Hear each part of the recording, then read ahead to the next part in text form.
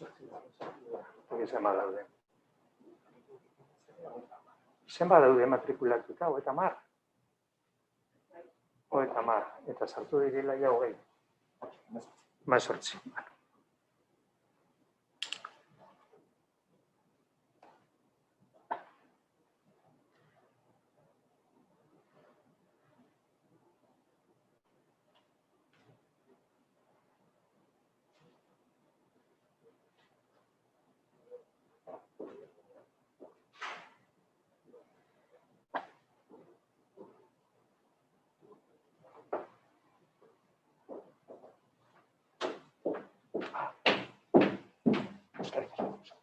Bai, eskerrik asko.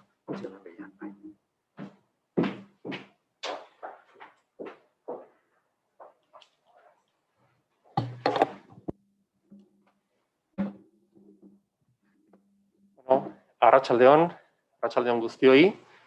6:25 gutxi direnean, gaurko saioari hasiera emango diogu.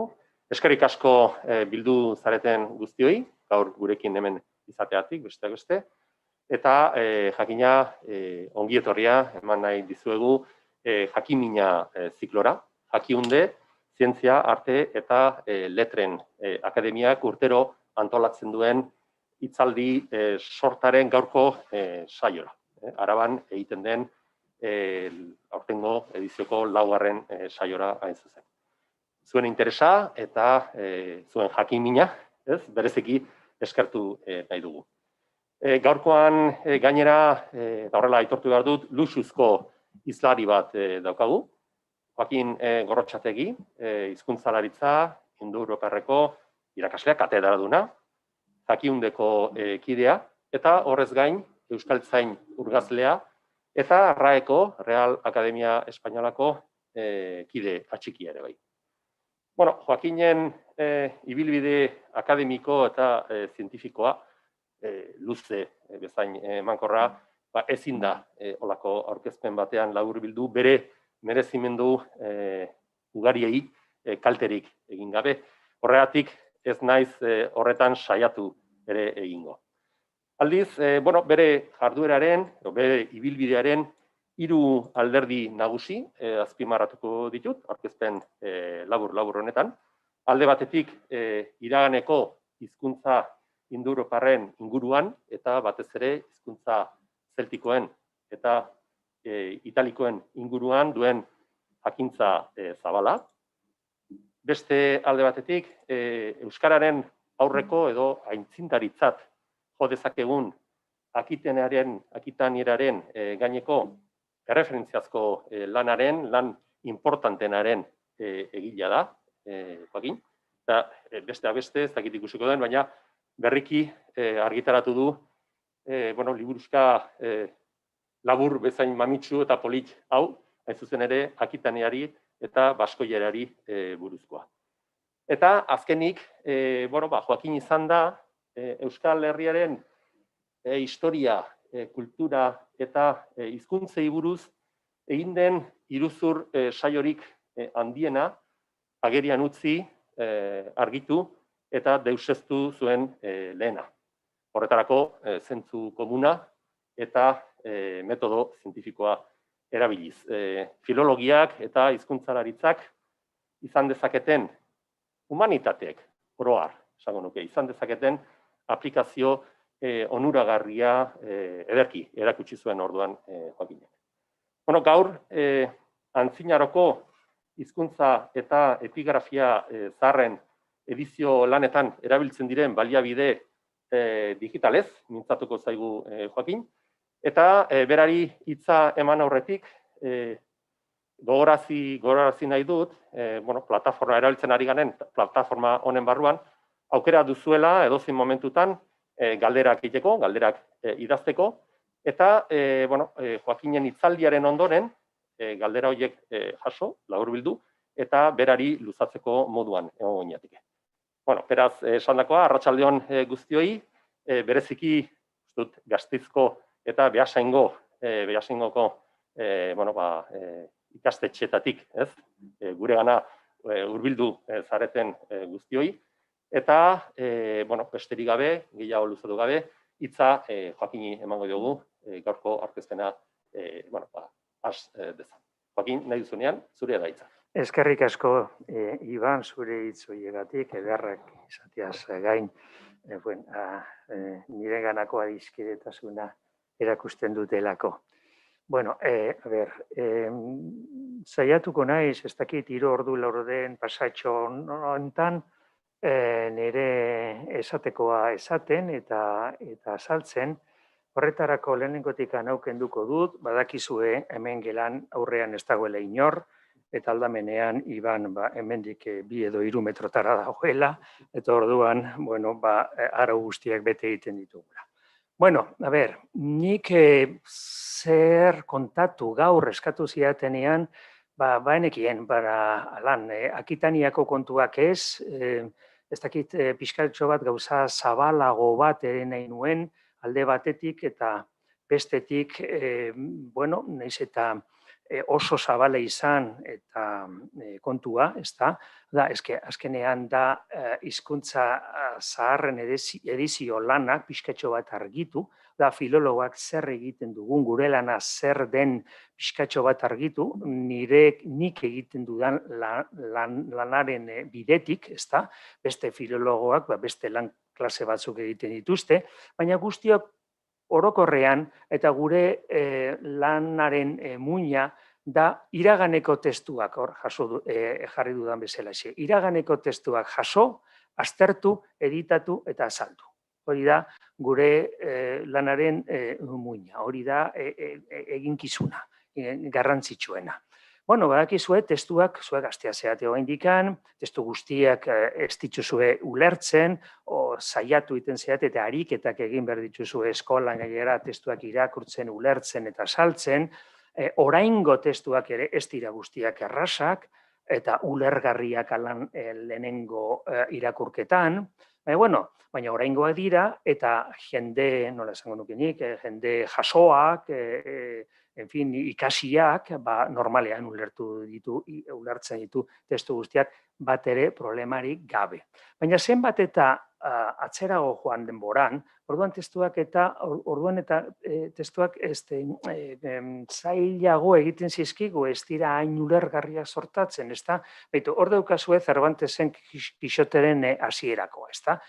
Dano dakigu. En un lugar de la Mancha, de cuyo nombre no quiero acordarme, no ha mucho tiempo que vivía un hidalgo de los de lanza en astillero, adarga antigua, rocín, flaco y galgo corredor. Bueno, parpausa, generalean danok ulertzen dugula dena, ezta? Agian hitz batzuk ez, zer da adarga gutxi jakingo dute, hiztegira joatea besterik ez dago. Adarga, larruzko, eskutu, zaharkitua Kixoteren garaien ere, ezta?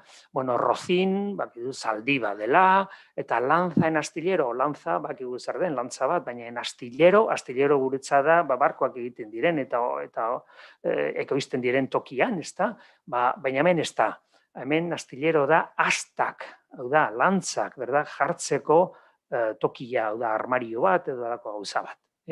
Baina, iruditzen zaigu, horrarte, hasta lanza en astillero hitz horrekin topatu arte, guztia dana ulertzen dugula, primeran, eta jarrikok, arazi egin zigun, en un lugar de la Mancha ez dela guretzako un lugar. Bezik eta lugar hori dela, oraingo gaztelanian esango genuke, en una aldea, edo alan. Edo toki bat, bezik en una aldea, ezta?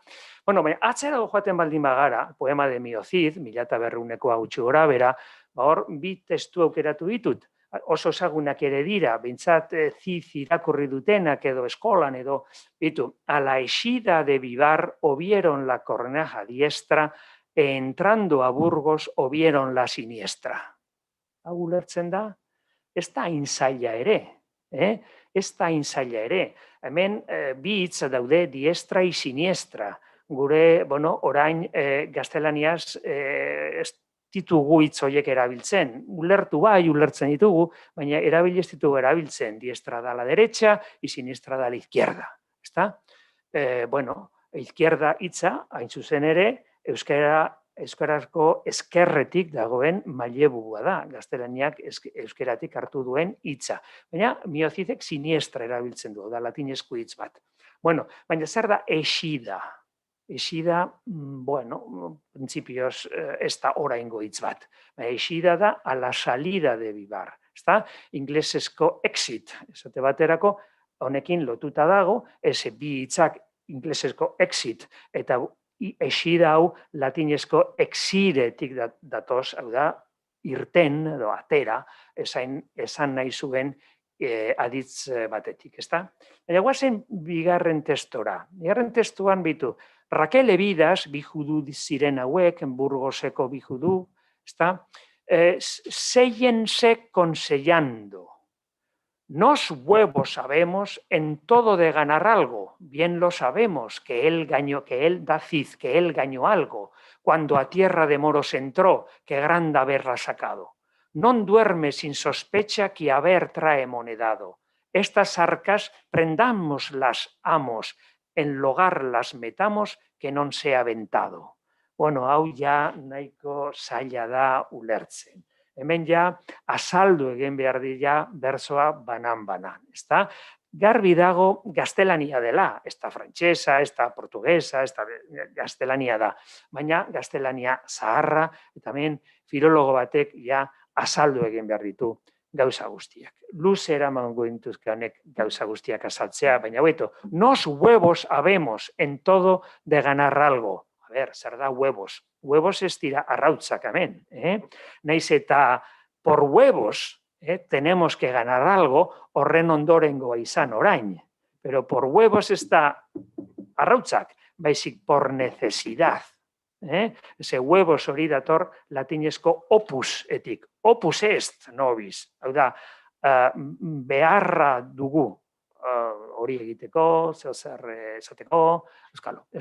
Bueno, horra aldamenean, barkatu, baina aurreko bi horiek, bai Cervantes eta bai Miocid, bai Cervantes, Cervanteseko testua bakarrikan oraindikan, hori imprentako testua da, da, imprentan lehenengo aldiz atera zana, baina hau manuskritoa dira, eskuizkribuak dira, eta eskuizkribuak, en fin, askoz ere zailagoa dira irakurtzen. Hasteko filologoa ere paleografoa izan behar du, neurri batean, edo bestela paleografo batengana joan, eta areek irakurrez desan testua eta gero pasatu, edo, en fin, elkarlan bat egin behar dute.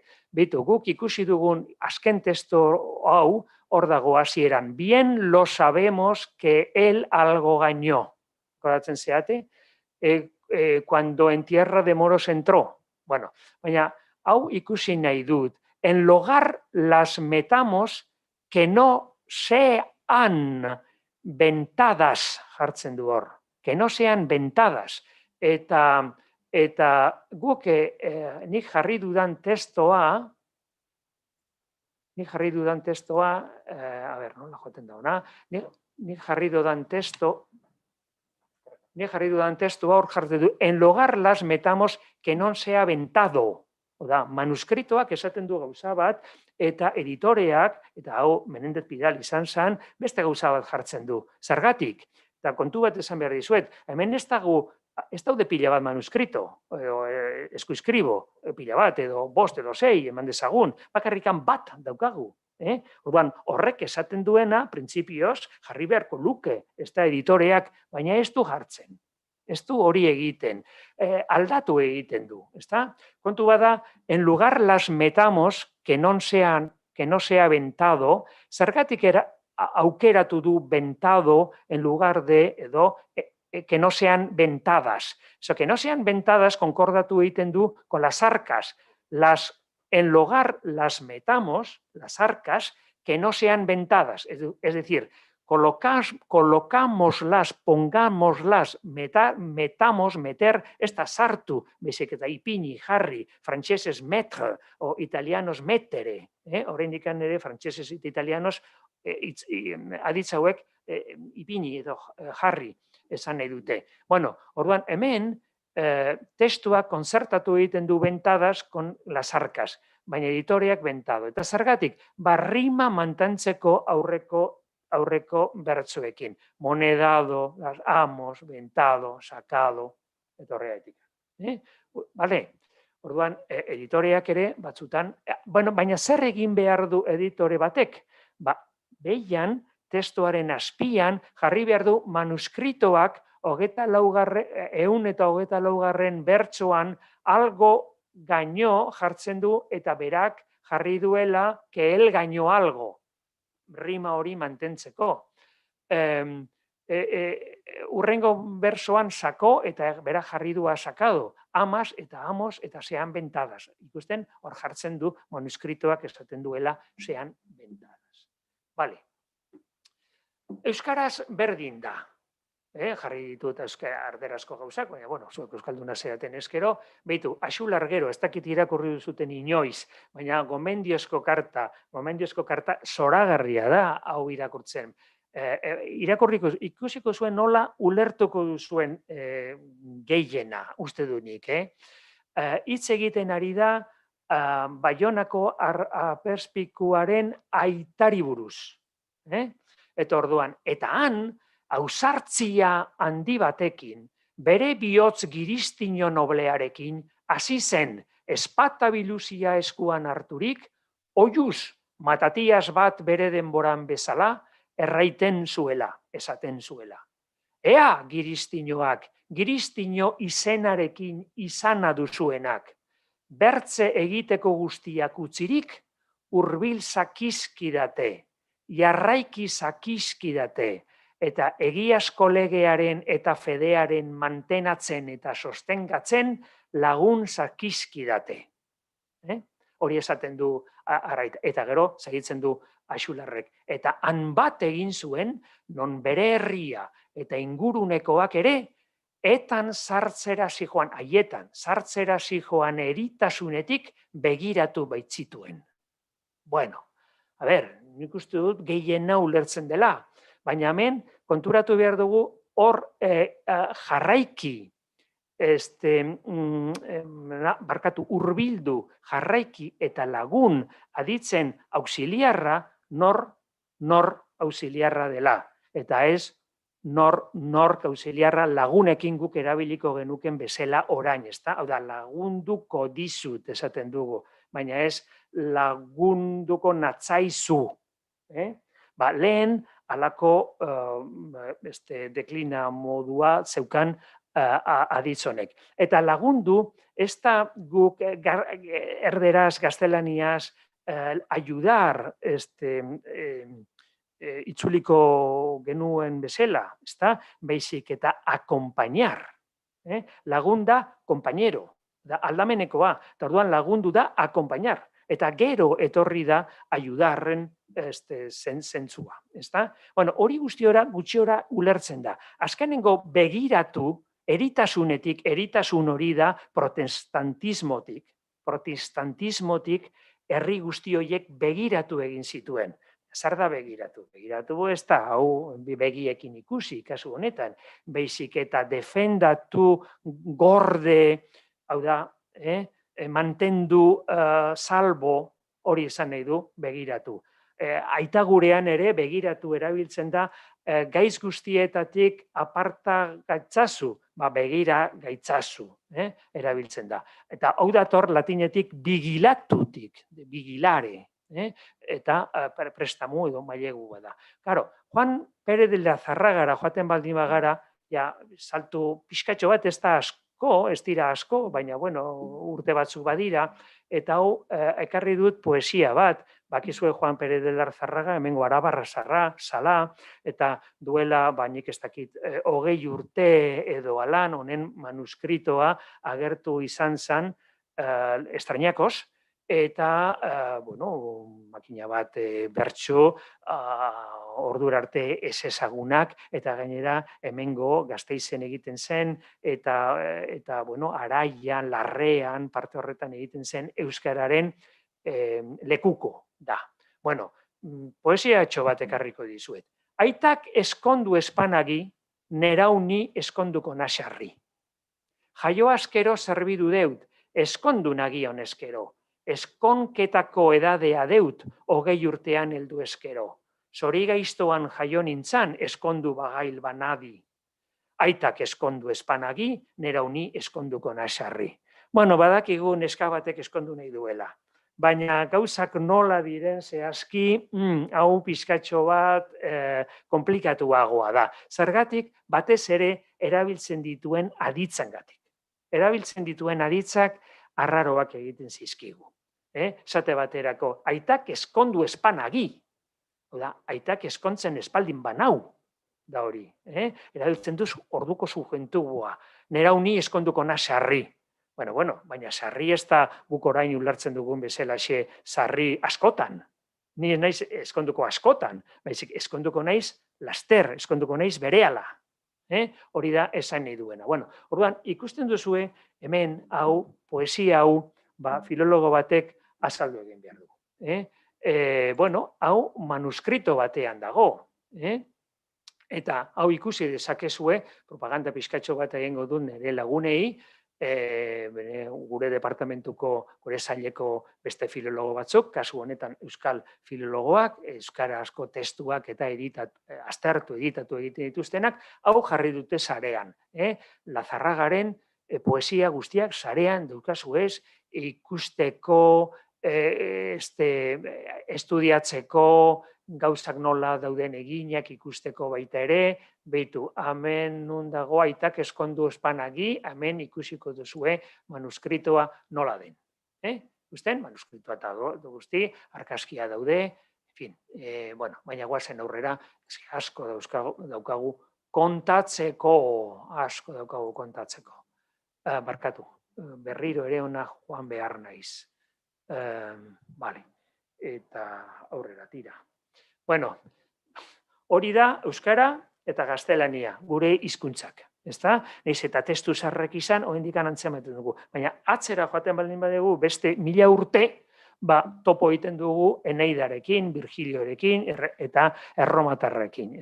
Kinuzu bega de Greke de Romain, besteak esaten zuen bezalaxe. Nok lioratuko gaitu Erromatarren handik. Bueno, Eneidaren hasiera da arma virunque cano, Troia equi primus ab oris, bertso bat, bigarrena, Italian, fato, profugus, laviniaque venit litora, hemen zer ulertzen dugu ezarrerez. Hau ulertzeko latina jakin behar da, hitzaren bat, solte, Troia, Troia gertzen da hor, eta arma auskalo zer den, baina hori da, armak dira, armak. Orduan, arma eta gizona kantatzen dut, hau da, Troiatik lehenengoa, Troiako ertzetik, itsasartzetik lehenengo aldiz edo lehena Italiara handik ieska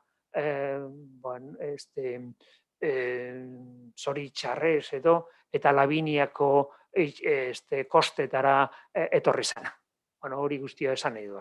Baina, hau Virgilorena da, gure, hau da, lehendabiziko mendekoa, baina nola dakigu, nola heldu zaigu guri Eneidaren obra.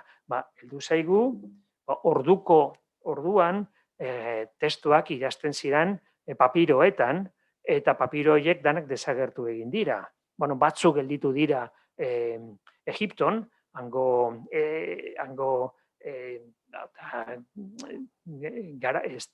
klimagatik, ez da klima lehorragatik, gorde egin dira, baina Europan papiro guztiak desagertu egin dira.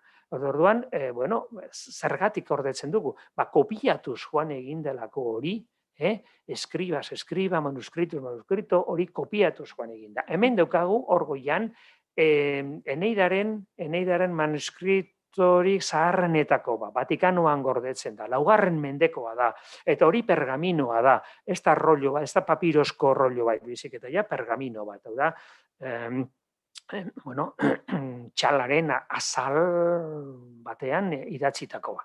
Eta bestean, behian daukazuena, da, 14. mendeko manuskrito bat, hau da, joan eginda, joan egin dira kopiatzen. Baina Virgilioren manuskritoak asko dira. Eta orduan, batek editatu nahi baldin badu Eneida, esate baterako, manuskrito guzti horiek ikusi behar ditu. Eta aztertu behar du zeintzuk manuskritu diren besteen kopiak. Hau da, zein da zaharragoa, zein den berriagoa, zeinen kopia, eta lan egin behar du arbola modutxko bat, esan ez, hauek ez dute asko balio, hemen dagoen informazio beste antxinako arek dauka, eta gainera hangoa gordeaz gain, errata asko dituzte, eta orduan dira manuskrito txarrak eta nik alboratu egingo ditut. Eta aukeratu egin behar ditu manuskrito onenak, eta horren arabera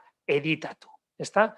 Bueno, hemen jartzen dugut, irakurri berria daukadalako, Irene Vallejoren liburua. Benetan liburu zoragarria da.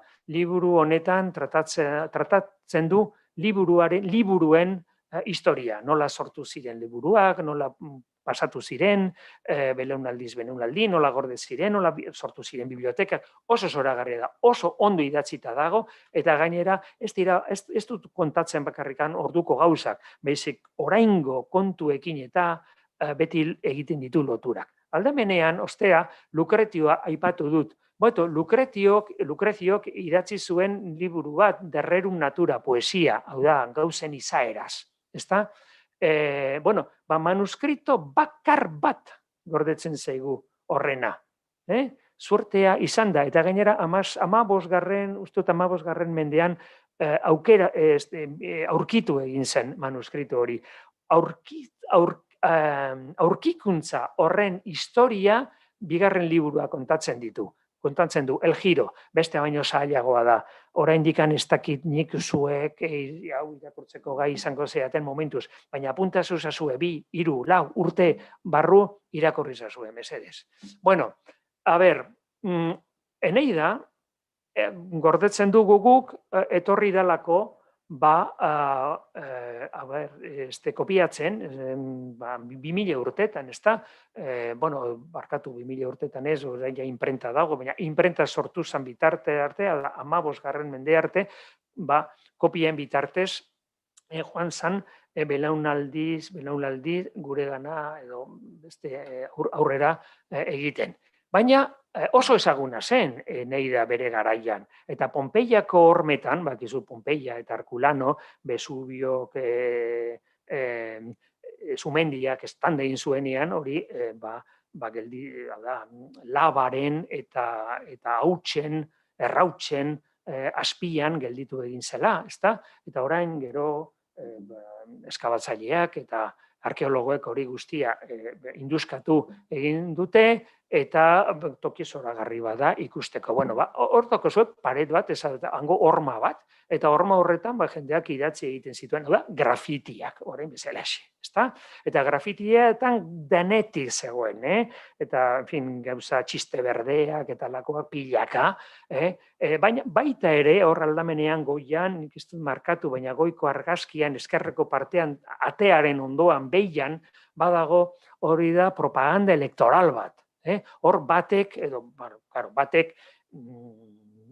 kandidatuak ordainduta, klaro, baina hor idazten du, nik egiten dut o eskatzen dut botoa Celsius sekunduren alde, hori gure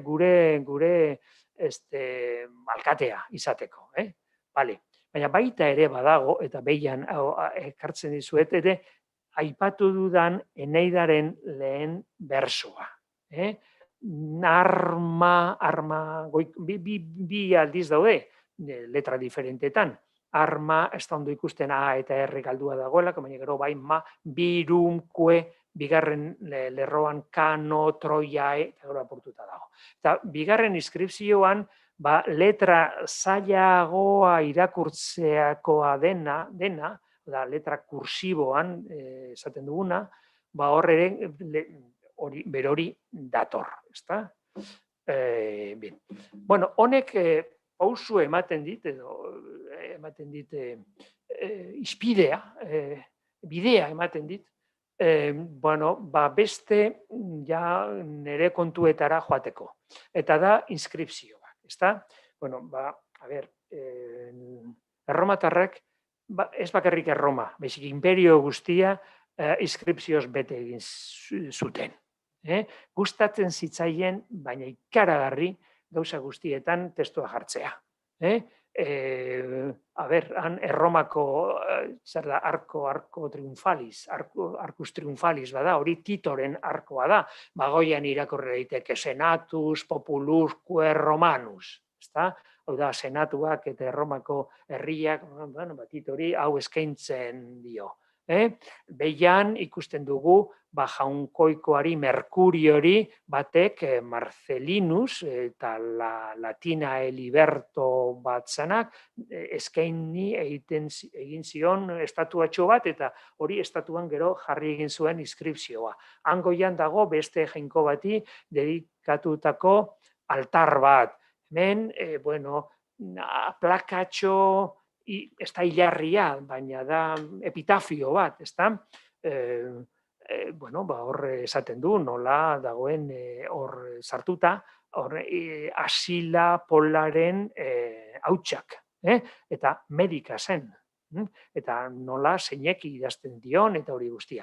Aldamenean dago miliario bat, hau da, kalzadeetan eta noizbainka, distantziak eta markatzeko jartzen zituzten miliario hundiak. Halako daude pila bat. Hori guztiak, inskripzio guztiak, badago obra bat batu egin dituena, eta editatu, eta da. Eta hori da Corpus Inscriptionum Latinarum. Hau da, latindar inskripzioen liburua edo korpusa. Behitu, 17 volumen edo liburukietan daude obra guztia zatituta, banatuta. Hemen daukazue, lehenengo volumena Erromako inskripzio zaharrei dedikatuta dago. Cesarren eriotza baino lehenagoko bai. Bigarrena, Hispaniako inskripzio guztiak batzen ditu. Hirugarrena Oriente guztia, ez da, imperioko ekialde guztia, eta parte hau ere bai. Karo, hemen, etzen latina horren beste erabiltzen, hemen erabiltzen zen hizkuntza normalean zen grekera. Horretik inskripzio proporzionalki gutxiago daude. Baina 13. Galikalia, eta 12. Narbonenseak, eta lexen dago guztiak. 17 tomo dira. Gero, badude 16 eta 17. 15. Baina, tomo bakoitzak edo liburuko bakoitzak ere fastikuluak ere baditu. Total, azkenean, 70 fastikulu ero dira guztira, oso zabala eta oso haundia da obra hau, joan dan duela 2 mende hasi zana, 1800 eta 60 inguru aldean hasi ziren kontu honekin, zenbat denbora pasatu den, eta batu egin dituzte orain arte 180.000 inskripzio gutxi gora bera. Behitu hemen daukazu argazki bat, gure bibliotekan esate baterako, hemen daude tomo guztiak, eta liburu handia dira. Hemen zabaldu egin dut bakarrikan Hispaniari dagokiona, bigarren liburukia. Inscriptionum Hispania en Latinaro, inscripciones latinas de Hispania. Barkatu, hau ekarri du suplementum, begiratu, 79an publikatu zuten lehenengo liburukia, baina urte batzuk beranduago egin zuten eranskin bat. Aurkitu egin ziren beste 1500 inguru gehiago, eta liburuki bat, eranskin bat, atera zuen Hübnerrek, hau da, editorea. Emil Hübner, aleman bat. Aukeratu dut liburu horretan, hemen Gasteizko, hau da, Iruña Beleiako batzuk. Liburu orrialdea halako txia da, ikusten duzuen bezalaxe. Eta hortik aukeratu dut bat, nola ematen duen inskripzio baten berri. Halako zenbakia du, reperta anno 1745 edo 1745, eta gero, dator españoles, en San Esteban, en la ermita arruinada de San Ginés, postea, más tarde, luego, en el depósito de la Sociedad Vascongada de Vida, perit, galduta, galdu egin zen. Eta testua ematen du, eta gero esaten du nundikan atera duen informazio guzti hau, del Diccionario Geográfico de la Academia. Vale.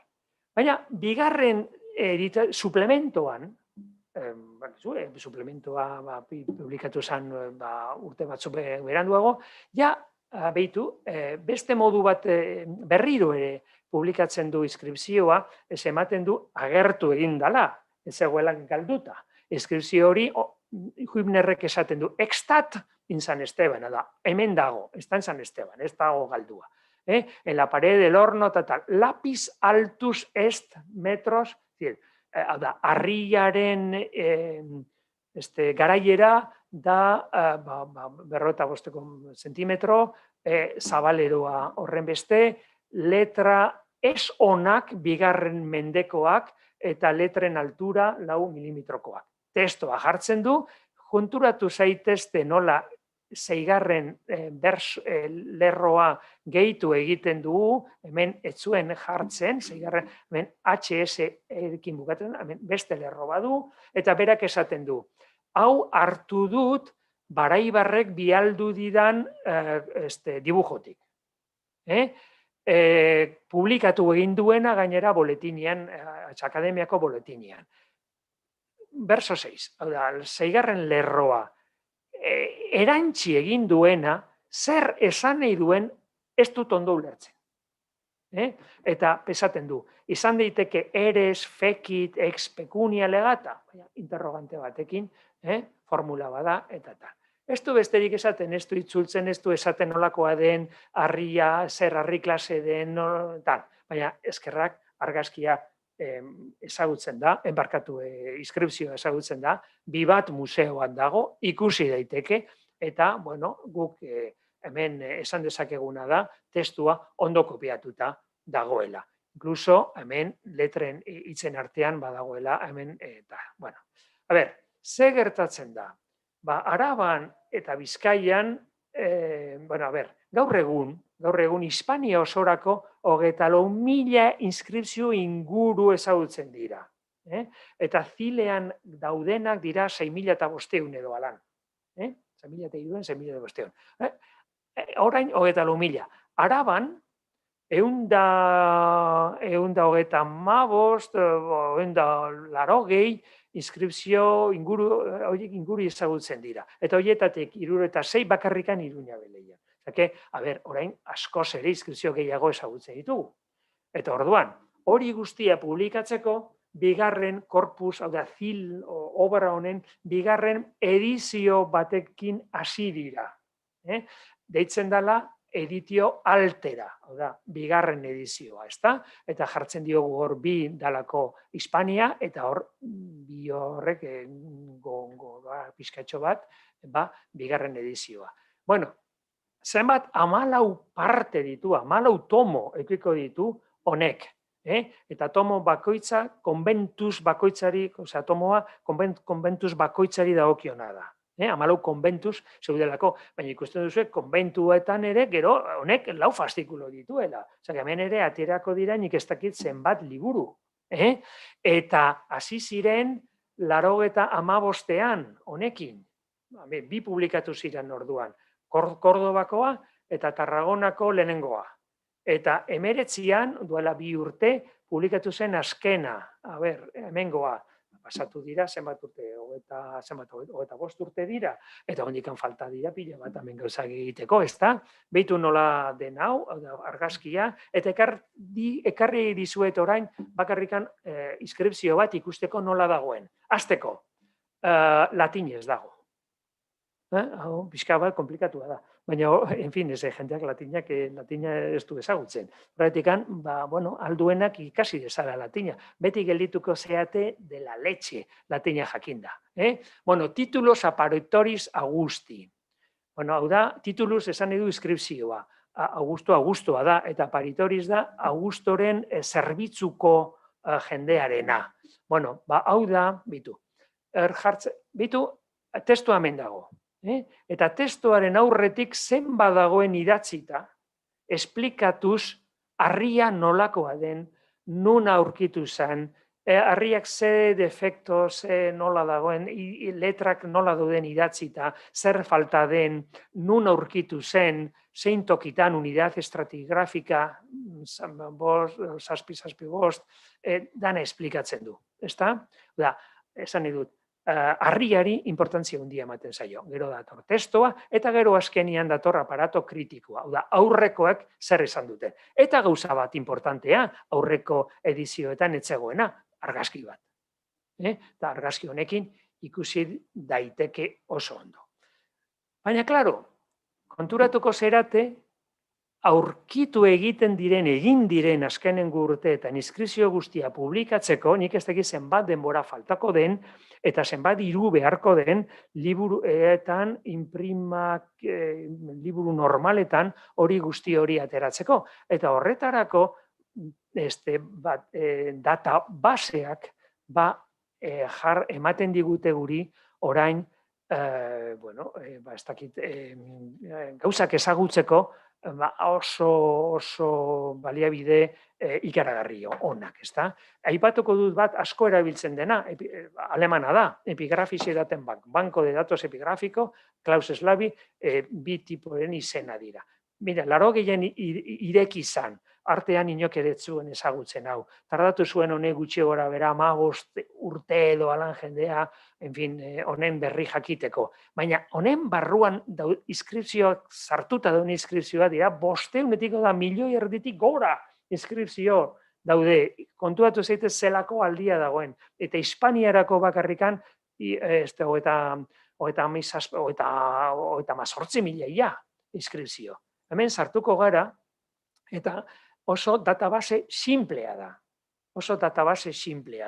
Sartzen zeat hemen, jartzen dut, gauzak, ezin lezke gauza asko aurkitu ere, baina jartzen baldin bazugu hemen Iruña oka jarri dut, a ber,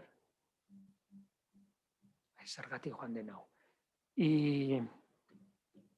Iruña de Oca, eta bakarrikan horrekin, enviar. Eta, erakusten digu, 76 inskripzio daudela, eta hor daude danak. Agian, IAS publikatu zena, batean bat agertu baldin bazen IAS, eta horren dikan publikatu gabe dagoena bori ez da egongo. Baina, azkenengo, duela, 2 urte arte publikatu ziren guztiak badaude. Kontua da, eta konturatu zaitez zenbateraino erabiltzen den hau, buskadore hau eta database hau, ez hemen jartzen du, buskeda numero ahora, hau da, gaurko bilaketa da nik egin dudana da 8.526. Mundu guztian dabil jendea hemen konsultatzen. Historiadoreak, latinistak, dozeinek. Eta hemen daude, ikusten duzue, zenbat dauden. Egia da, 500.000 inskripzio sartzeko, hemen danetik sartu egin dutela. Hemen euki duten inskripzioa da topal konbento. Ezta? Dana sartu. Eta nik konturatu naiz, batzuk errepikatuta daudela, beste batzuk ez dira latindarrak, direla oskokoak edo ez dakiz zer, edo beste hizkuntza batekoak. Daude hemen kristiana, hau da,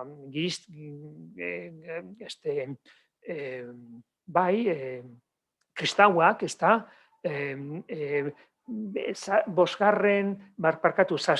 zazpigarren mendeko inskripzioak ere badaude, antxinatekoak ez bakarrik, danetik sartu egin dutelako. Baina, oso baliabide ikaragarria da jakiteko. Beitu, egingo dugu esperimentotxo bat, Iruña Beleian duela 10 urte aurkitu genuen aratxo batekin. Hau agertu zen. Zeozer irakurri dezakezuen ikustu dut. Aldamenean jarri dut, nire ustez, edo zeinek irakurriko lukeena. Ezta? V, C, A, P, beste gauza bat izan dekite, baina P, bigarren lehenengo letra V da, gero S, gero R, gero P, gero hasieran ez dago, L, A, N, biko mila ordean jarri dudana da, A, E eta N ligadura batian, osea, batera idatzita dagoela. Gero zer, gero matri, gero dea, gero dedikabit. Bueno, latin pizkatxo bat badakiena, badakiagir matri, dea, dedikabit. Hau da, ama jainkosari dedikatu zuen, eskaini zion, eskaini dio. Baina zeinek, bueno, zer gu badakigu hauek larburdura handiak erabiltzen zituztela, eta zer normalean da, zer busen laburdura, da, esklabo baten laburdura.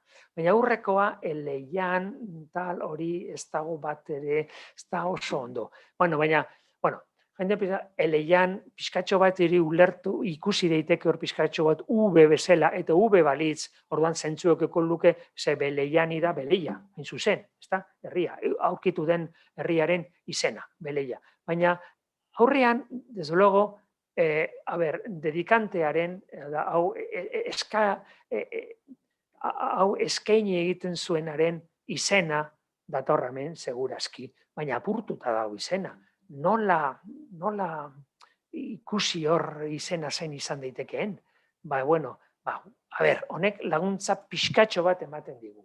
Eman dezagun jartzen dugula hor aurreko letra bat falta dela. Gero daukagu U, K, R, hori izan lehenengo lerroa, gero pasatzen dugu hor beste gauza bat ikusten ez genuena, eta gero us azkenian ere bazegoen. Guazen horrekin zer ateratzen zigun. Bueno, ez dira horren beste, iaia 60 gauza txekeatzeko. Baina lana egiten ari garenean, lan pizkatxo bat hartu behar dugu. Baina, azkar joan da gero, hemen ikusten dugu. Eukarpus, hau da, bigarrena, eukarpus, guztiak dira eukarpus, gehienak eukarpus dira. Badago bateren bat edo, Lucanius, ez dakiz zer bateren bat, nik jarri dudan parametro horietan sartzen dena, ez da? Bueno, honek laguntza handi ematen digu, gauza asko eta asko deskartatzeko, alboratzeko, eta aurrera joateko kontu honetan. Bueno, behitu, orduan, bete egiten dut horrenengo partea. Hor, gainera, R ere pizkatxo bat ikusten da R-aren kontutxua. Nola, ez da ondo ikusten, jartzen diot puntutxu bat barrian esateko, R hori ez dagoela osorik, ezik eta apurtuta dagoela. P, ez da bat ere ikusten. Orduan, kakotxoen kuadradotxoen barruan sartzen du, parentesik garratuen artean. Hau da, eukarpus da.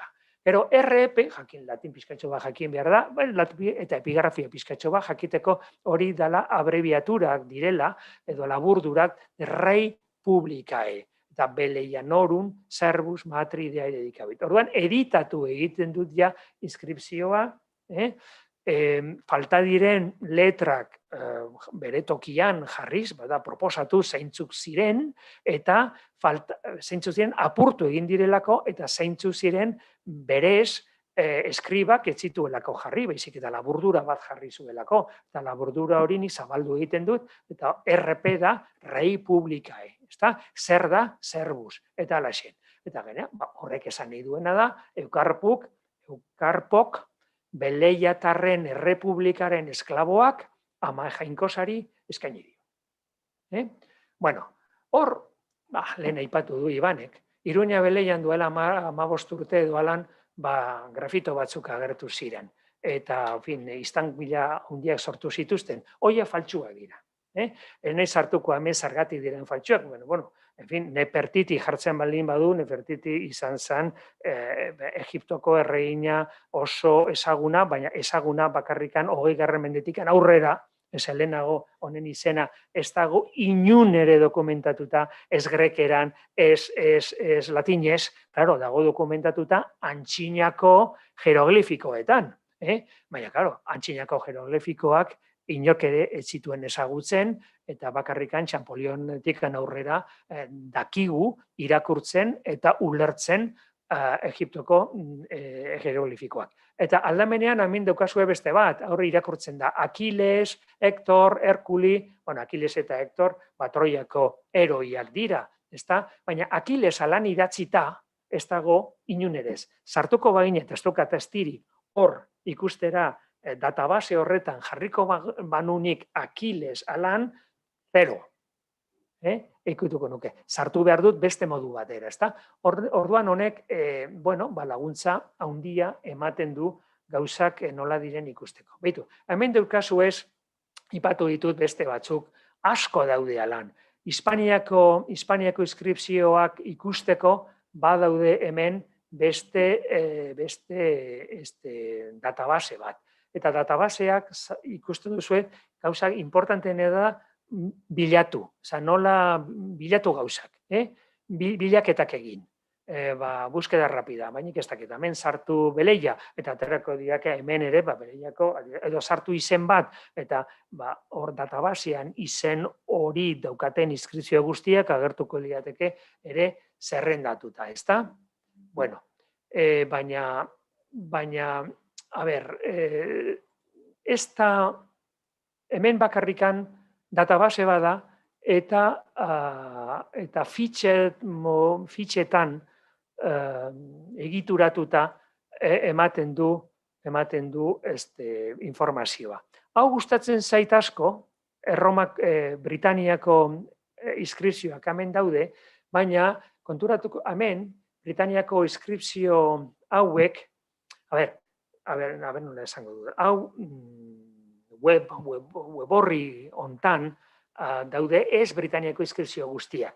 Baizik eta publikatutako tomo batzuk jarri dituzte sarean. Da beste gauza bada. Aurdan, hemen egin dituzte edizioak, inskripzioak aztertu eta editatu egin dituzte modu tradizional batean. Horrekin egin dute liburu bat. Baina gero, oraingo garaietan, pentsatu egin dute, horko informazio guztia sarean sartu, sarean jarri, konsultatu izan daitez oso azkar eta modu errez batean. Ikusten, volumen 1, volumen. Lehenengo liburukoa, hirugarren liburukoa. Guazen ona, eta hemen daude, guazen testoetara, ikusteko azkar, hemen daude zeintzu diran testuak, guazen abaz, hemen asko daude, eta guazen hartzera lehenengoa. Jazta, hemen daukagu inskripzioaren fitxa. Dotorea da, niri asko gustatzen zaitu, da oso dotorea, letra polita, da garbia, goian dago inskripzioa zein den. Aldamenean daukazue, ez argazki bat, kasu honetan bizik eta dibujo bat, diseinu bat, ezta? Eta hemen lehenengo kontua da, rollo askori sartu gabe, hau da, harria edo nolakoa den.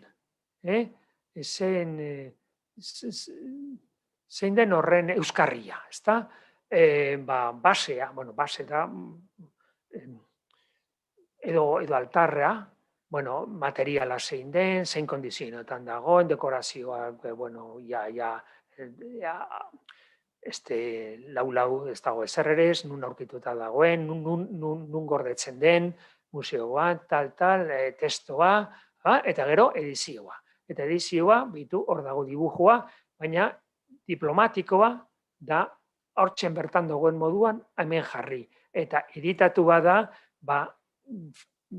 suplitu egin behar baldin baditu letra batzuk, edo falta direlako, edo nik lehen egin dudan bezalaxe, bauek ere alaxen bertan egiten dute. Eta orduan ja editatu egin dute inskripzioa. Dea Irianae, sacratissima, pues a la diosa Diana, muy sagrada. Votum solvit, bere botua, bere eskaintza, ja bete zuen. Zeinek, Betius Benignus Liberto bat zan. Nahiko simplea, baina alaxen egin behar da. Eta gero datorra aparatua. Hau da, aurrekoek hau publikatu egin dutenean, zer irakurketak egin zituzten, ikusten duzue batek, bigarren lerro, nae da Diana eraen zatia izan beharrean, pentsatu zuen hori zela Nemesi Augustae. Orduan hemen jartzen ditu esplikazio guztiak. Bueno, joango naiz ni, 10 minututan kontatzen dudan orain, Erromako gauzak utzi, Petraelako, eta joan pixkatxo bat atzera, Hispaniara, baina erromatarrak etorri baino lehenagoko kontuetara. Eta haiek ere bazekizkiten idazten, baina karo, etzekiten idazten, beste hizkuntza batzuk zituzten, zate bateko iberiera, saltiberiera, lusitanoa, turdestanoa, euskara zaharra, Hispanian egiten ziren gutxien 6, 7 edo agian gehiago hizkuntza, baina 6 edo 7 hizkuntzen arrastoak eta datuak baditugu. Eta bitu nolako testo klaseak motak idazten zituzten, eta zelako letrekin. Hau ezin dugu irakurri. Lehenengotikan dezifratu egin behar da idazkera. Eta dezifratzeko, bidea luzea zan, Hübnerrek egin zituen saio batek, Hübner izan zan, badakizue, honek editatu egin zituen Hispaniako latindar inskripzioak. Bigarren tomoaren, Zilen bigarren tomoaren egilea uzan. Baina baita ere, bide batez, topo egin zuen, noski, iberierazko inskripzioekin, eta horiek ere publikatu egin zituen liburu batean. 77 inskripzio batu zituen hor. Beitu eta hemen, berak proposatu egiten duen baloreak, letra hoiei proposatu egiten dituen baloreak.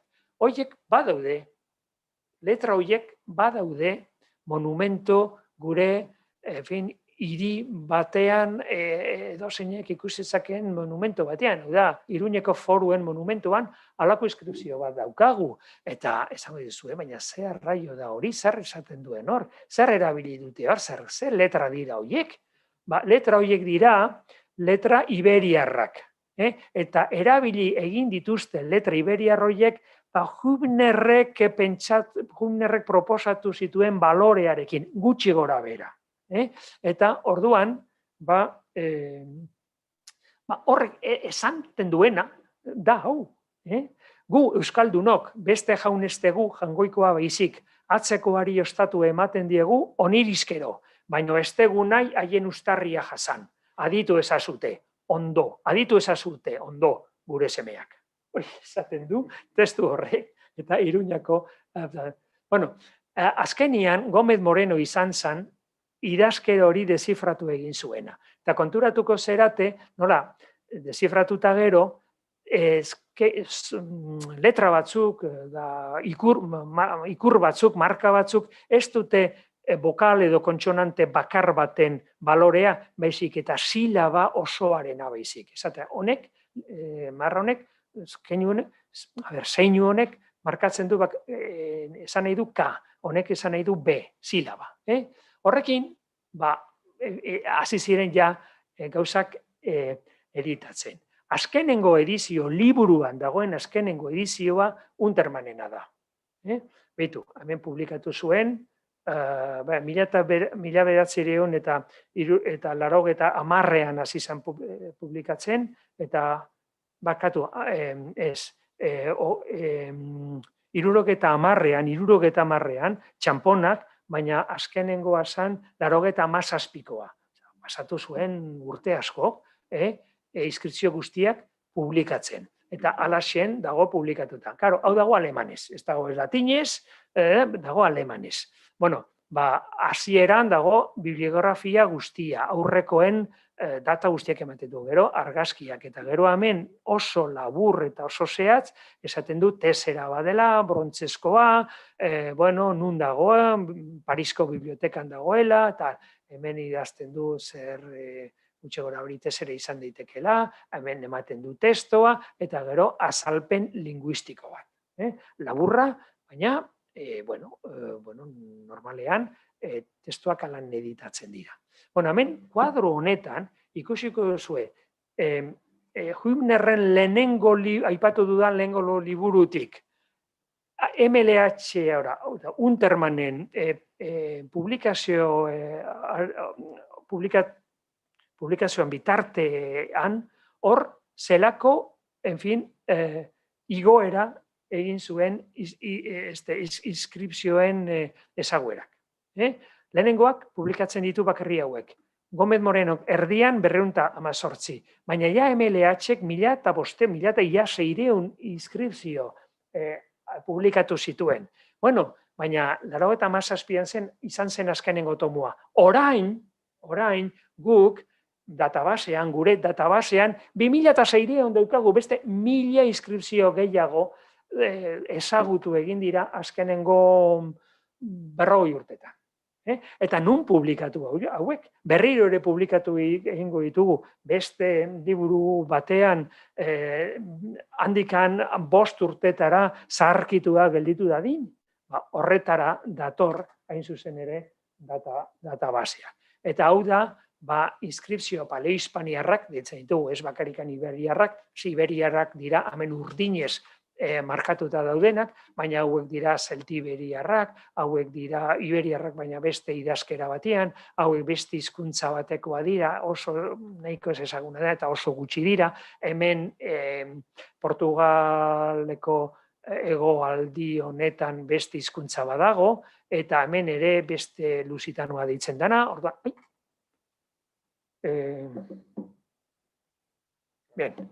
horiek dira. Eta azkenen hau da gure databasea. Eta databasa guztiak bezalaxe, sartu daiteke, bi modu ditu honek. Bakarrikan ez dukat astirik eta modu irekian ibiliko naiz. Baina modu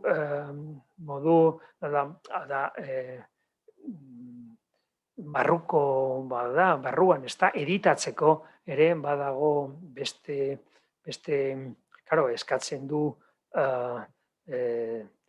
sartzeko hitza eta hori guztia. Ez dut denbora askorik, guazen ona, aukera dezaket edo zein zati, ez da, edo zein hizkuntza, edo zein eskualde, guazen ona, Frantziako partera, Narbona ingurura, Narbonensis, ditzen zana, provintzia bat zan. Hemen daukagu hasierako esplikazio bat, gauza guztia bezala, zer da hau? Abaitu alako hizkuntza inskripzioak aurkitu dira, nun aurkitu dira, zelako variante paleografikoa dituzten, laburpen, aurkezpen oso laburra da mapatxo batekin, eta jazta. Baina, guri beti gustatzen zaigu sartzea tripetara, barrura. Zer dago hemen? Hor dago, mapa batian guk ikuste ditugu, nun daude kokatuta inskripzio horiek. Hemen Kostan, Narbonan, eta parte honetan Zerdainan. Ikusten duen Zerdainan ere multzo badago, nahiko importantea. Eta hemen, taula honetan, zeintzu dira inskripzio horiek, ez da? Ez dakit aukeratuko dut bat, joazen ona. Hau puntu hau da hori. Hor sartzen baldin badut, ikutzen baldin badut, ikusten du Anzeurin, hau berau, ez da? Nizan ez Anzeurin. Edo hemendik berdin zait, inskripzioak, ikusi. Eta ateratzen zaizkit, toki horretan aurkitu egin diren inskripzio guztiak. Taula batean, zenba dira? Badira, 318 inskripzio. Asko dira. Asko txikiak ikusten duzu, txikiak, apurtuak, baina, guazen azkenera, berfitxa. Zakatzen baldin badugu, hemen, orduan, agarteratzen zaigu modu hau ez da erakargarria, baina hemen ikusten dugu inskripzio horren datu guztiak. Nun aurkitu zer den, arri bat, nolakoa den, nun dagoen goian, beti mantentzen da, eta hemen harriarekin batez ere zerikusia dauzkaten informazioak, ez da? Gero, testua, hemen daukazue, testua, biografia, argazkiak, testu inguru arkeologikoa eta bibliografia. Guazen bibliografia. Bibliografia hori tratatu eginda hauetan. Zer da Baldeirun? Pentsetutor, eta horra gertzen zait, bibliografia horren datu guztiak. Edo azkenengo hau, ez da? ni beste lagun batzuekin ere, publikatu egin genuen hau, harri hau, eta horra gertzen da. Eta gainera, publikazio hau, nola lortu egin daiteken, sakatu egiten dut hor, eta hemen download PDF, eta jazta, ez da? Bale. Baina guazen, testora, hori da ikusten zeiguna, testua. Hemen ikusten dugu testua. Ilunate, hori esaten du testuak. Zergatik dago gauza batzuk hor urdinez. Pasatzen naiz urdinaren gainetik, eta hor ikusten dudan da aparatus kritikus. Hau da, besteek zer esan duten ez, nola irakurri duten hori. Guk irakurri egin dugu ilunate, beste batzuk irakurri dute iuberbarete, edo boiuberbarete, edo iubebaate etalakoa. Hau da, aparatu kritikoa. Bueno, hemen dator komentarioa, hemen esplikatu egiten da, nola da, zer den, eta dan, nebelin badugu hau hobetu ikusi, zagartzen du hor, eta irakurri dezakegu lasai, badaugo argazki, hemen dago 3 argazki eta dibujo bat, dibujo ez da gurea, baina argazkia gurea dira, esate baterako hau, eta, bueno, argazki hau, nahiko ona da, eta ikusi daiteke, hemen, ze ondo, ikusi daiteke, inskripzioa, nahiko ondo, eta ikusi, guk eman dugun irakurketa, ondo dagoen, edo ez dagoen ondo, edo zeinek ikusi dezake, zer egin dugu. Markatu hau, kenduko, itxiko dut hau, eta nola dago, on gaude, kontestu arkeologiko, alana. Bueno, gustatzen zaigula hau, bai, ondo dago, irakurri dut, ikusi dut, gordeko dut. Eta general PDF, eta momentu batean, hor ikusi dugun, fitxa horretan ikusi ditugun dato guztiak, dauzkagu hemen PDF batean, irekitzen, ondo batera den hau, jazta, hemen PDF batean, inskripzio horren, informazio guztia. Nun dagoen, generalidad, zein yacimiento, zelako forma duen, testua, aparatu kritikoa, gure iruzkinak eta komentarioak, dana, eta bibliografia, eta guztia. Bueno, alaxen egiten dugu orain lan, honekin. Funtsezko gauzak beti izan dira berdinak. Oda, testuak irakurri behar dira, testuak irakurtzeko baditugu lehenengo kanpora esan edut, inskripzioa dauden tokira, hau da, museoetara, edo arroketara, edo kanpoan dauzen inskripzioetara joaten garanean, eraman behar ditugu argazki makinak, eraman behar ditugu argiak, fokoak, eraman behar ditugu batzutan ere kalkatzeko papelak, halako gauzak dira normalak. Beti egin dira, epigrafistek beti egin dute lan alan. Baina gero, badaukagu halako baliabide bat. Halako baliabideak ditugu, digitalak. Digitalak, bai, editatzeko, hori dizuet erakutsi, sartu egin beharko nintzake databasean eta ikusi nola idazten dudan eta nola egiten dudan gordetzeko eta zelako teklatxoak erabiltzen ditudan, batzutan letra kankodunak edo letra ez dakit berezia jartzeko, baina azkenian zuek nik baina hobeto egiten dituzue gauza horiek, azkenian hori gorde egiten da eta gero publikatu egiten da, oda, sarean sartzen da, eta jende guztiak irakurri dezake, eta gainera halako facilities ere ematen ditugu, norperak nahi baldin badu gero, lasaiago, bere paperean edo tabletan, hau ikusi ahal izateko. Bueno, eta honekin pizkatxo bat pasatu naiz, ordu betera aldi naiz, baina honekin bukatu egiten dut, eskerrik asko. Eskerrik asko, Joaquin. Guztiok oso interesantiz jarraitu dugula hitzaldia. Eskerrak emango dio alde batetik hizlariari. Oraingoz ez dut behintzat galderarik ikusten, pentsatzen dut jendea pixkanaka animatuko dela.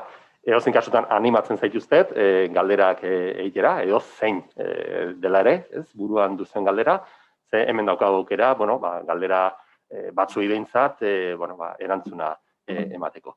Nik bien bitartean, eta galderan bat datorren bitartean, hainbat alderdi, oso interesgarri, ikusi ditut, hitzaldian, oso modu argian, erakutsi digu Joakinek, idazkunak, inskripzioak, arakatzeak edo ikertzeak, desente duela, detektibe baten lanetik, neurri batean behintzat.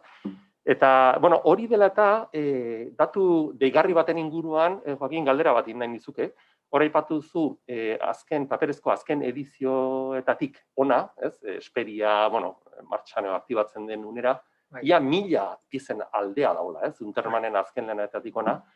Zerka saltzen du, jende gehiago bari da, sorte gehiago izan dute? Bai, jende gehiago bari da. Gauza asko dira. Azteko, aberatsagoa gara danok. Obra gehiago egin dira. Urteetan, Espainia guztia obretan zegoen. Eta orain, obra bat egiten den bakoitzean, arkeologo bat egon behar duan. Eta zeo zer aurkitzen baldin bada, horren berri ematen da, azkar museoetara ematen da, berri ematen da. Lehen etzen alakorik egiten. Azteko ez ziren horren beste obra ere, ez zegoen, ezta? Osea, obrak egon dira, jende gehiago dago, arkeologo gehiago da, gaude, gauza hauetara gutxi izarren erroenikan ere, jende ezkera asko, ezta? Baina hala ere, pixkatxo bat gehiago bagara, ezta? Nik esango dizuet, nun dago goian, ez dakit nun orain, hemen Michelenaren eta Untermanen garaian, ontara dedikatzen zirenak, ez dakit, 5 pertsona gehiago betziren, mundu guztian, ezta? Orain, ezkera asko ere, esaten dizu edan bezalaxe, baina, bagera 20 edo, eta 5 pertsona. Esperia proiektuaren atzen. Hori da, esate baterako gure ekipoa, ez da? Beitu, eta jende gaztea gainera, duela, eta hemen eskaude guztio, klaro, hemen gaur bakarrikan gure proiektokoak. Baina, Portugalen badago jendea lanean, Frantzian ere badago jendea lanean, orain zoritxarrez Alemanian ematen du ez dagoela jende interes askorik, hau bestia hilzanetik orain jende berrik ez da gertu, baina bai Frantzian, Espainian eta Portugalen, jende benik ez dakit. Eta gure kolokioak edo egiten ditugunean, hor, ez dakit, 60 pertsona edo batzutan bildu egiten gara. Batzuk arkeologoa dira, beste batzuk epigrafista, beste batzuk hizkuntzalariak, baina, danak dakite pixkatxo bat honen gainean. Gero, agian, jendeari deigarria, indakioke, ikustea, hor aipatu zuen bezala, nahiz eta begi entrenatu izan, kasu guztietan, irakurketak nahiko ezberdinak izan dituzela kasu batzuetan. Bai. Pieza beraren, irakurketak. Hor ze faktoreek eragiten dute ezberdintasun horretan? Uste dut garrantzitsuena dala monumentuaren beraren egoera. Txarto baldin badago, ez baldin bada ondo ikusten, orduan irakurketak izan daitezke oso diferenteak. Hori da faktore bat, eta uste dut garrantzitsuena hori dela. Eta, karo, kontuatu zaitezte, hau hemen nahiko ondo irakurtzen da, harriak alkareoa dalako, baina granito baten aurrean aurkituko bagina, eta granitozko inskripzioak, erromatar inskripzioak asko daude Hispaniako, da peninsulako Mendebaldian, Portugalean, Galizian, granitoa da erabiltzen zan materiala. Orduan, granitoaren aleak apurtu egiten dira, desegin egiten dira, eta azkenean inskripzioa galdu edo iaia esabatu egiten da. Orduan, oso zaila izaten da. Batzutan, gero, testua oso formularioa baldin bada, orduan ez dago problemarik. Baina testua espaldin bada formularioa, hor izen bat dagoenean, edo gauza berri bat esaten duenean inskripzioak, orduan oso argi espaldin badago, markatuta, idatzita eta gordeta, orduan hor datoz interpretapenak. Eta diferentziak hor. Ados, eta, bueno, bai, galdera bat sartu zaigu, galdetzen diote Joakini, nola lortzen duzue hizkuntza guzti horiek identifikatzea? Bueno, eskerrik asko bide batez, galdera egin du. Bueno, hasieran ez ziren identifikatu. Oda, hasieran, desifrapena egin baino lehenago, jendeak uste zuen hor idatzita zegoena, euskara zarbazala, edo euskararekin zerikusia zeukan hizkuntza batean zeudela. Eta hizkuntza hori egiten zala Hispania osoan, peninsula guztian. Hori izan jendeak, normaltzat ematen zuen ideia. Zeukan ideia, zeukan asmo. Bueno, baina, karo, idazkera dezifratu egin zanean, kontua da esplikatzea nola dezifratu egin zen, zer bidetik, zer argitu egin zitzaion buruan Gómez Moreno hori, ezta? Horra heltzeko. Bueno, dezifrapen guztietan esango nuke nik, ez dela gehienetan seguru, baina ia guztietan badago bide bat. Ezagunetik ez ezagunera joateko edo jauzia egiteko. Eta da, ezagutzen ditugun datuak normalean izaten dira. Beste edo aldameneko jendeek transmititu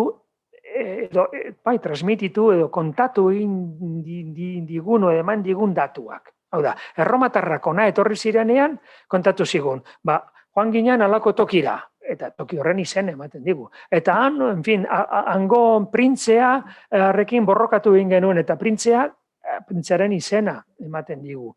Osea, erromatarrek kontatu egiten digu gauza asko antzinako Hispaniari buruz, ezta? Izenak, toki izena, pertsone izenak, horiek guztiak badakizkigu. Inskripzioetan, orduko inskripzioetan ere badaude. Orduan, klaro, pertsone izenak eta leku izenak beti eman dute bidea, gauza ez ezagunak, hasieran ez ezagunak zirenak, ulertzeko. Txampolionek gauza berbera egin zuen. Hau da, Txampolionek jeroglifikoa dezifratu egin zuen, kartutxoetan, pentsatu egin zuelako kartutxoetan zegoela faraonen izena. Eta faraonen izena bazekien grekerazko inskripzioagatik. Kontua da, toki askotan, Egipton bertan, Mesopotamian, elebidun testo asko daudela. Eta guk zoritxarrez ez daukagu baterez. Horreatikan Iberiera naiz eta irakurtzen jakin, bakigu nola irakurri, baina ezin dugu ulertu. Ez daukagulako hiztegirik, ez daukalako gramatikarik, eta ez daukagulako beste aldamenean, beste hizkuntza familiakoa denik. Iberieraren familia berekoa denik. Ez daukagu, horiek asko lagundu egiten dute. Baina nola isolatua dagoen, orduan oso zaila da hori apurtzea, kode hori apurtzea. Baina hizkuntza bai identifikatu egiten dugula, dudarik gabe. Aldamenean, Iberiera eta Zeltiberiera bi hizkuntza oso diferenteak dira. Eta irakurtzea besterik ez daukagu, jakiteko, zein testu Iberierakoa den, eta zein bestearena, zein Zeltiberioarena.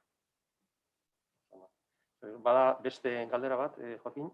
Uste alduzu, oraindik aurkitu ahalko ditugula inskripzio gehiago hemen pentsatzu dut, lurraldean, inguruan, hurbil? Dudarik gabe, ikusi besterik ez dago, azkenengo 40 urtetan 1000 inguru batera dira, eta urtero agertzen dira.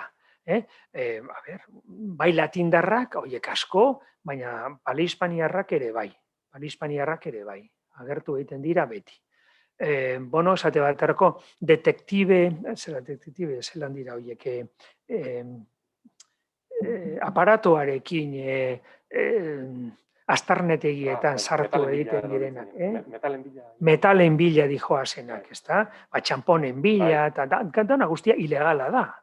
Jakin zazue, hori guztia ilegala da. Baina, bueno, jende askok egiten du. Gero azkenian, baina 20 urte pasata gero Guardia Zibilaren eskuetara sartzen dira guztiak edo erdiak, bueno, baina orduan, detektore horiekin joaten dira metala bila, ezta? Metala batez ere interesatzen zaiena gehien normalean izaten dira txamponak. Baina, karo, aurkitu egiten dute edo zer gauza, aurkitu egiten dute batezerak edo berunean, plomo, ezta? Berunean gainean idatzitako kartak, edo zer gauza. Eta beti agertu egiten dira.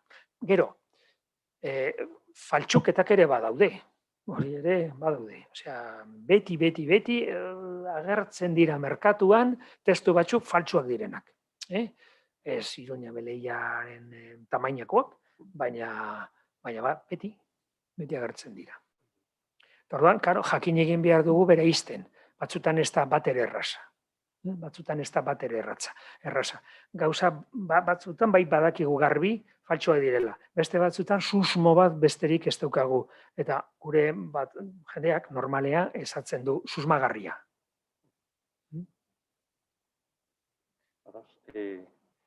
Esperia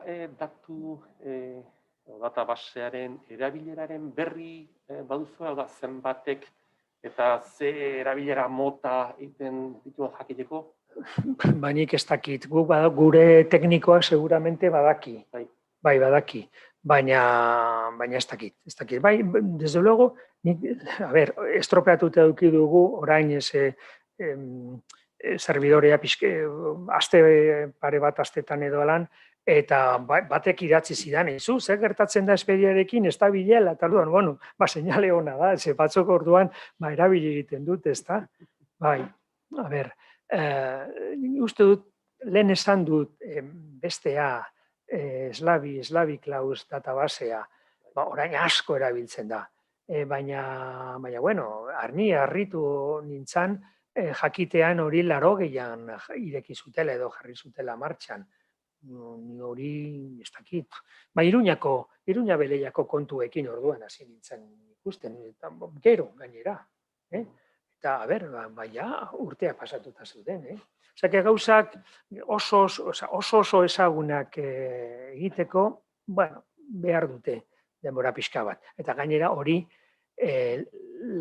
latindar inskripzioena da, eta latin inskripzioak edozeinak beti ikusi behar ditu.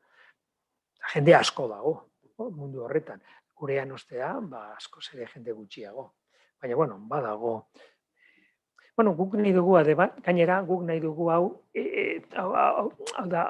tresna bada. Eta tresna bada alde batetik guretzako, guk erabiltzen dugu tresna hau editatzeko, guk geuk bilaketak egiteko eta jakiteko gauzak nola diren, zerbait, hipotesi bat baldin badaukagu, hipotesi hori testatzeko, erabiltzen dugu databasea, ez da?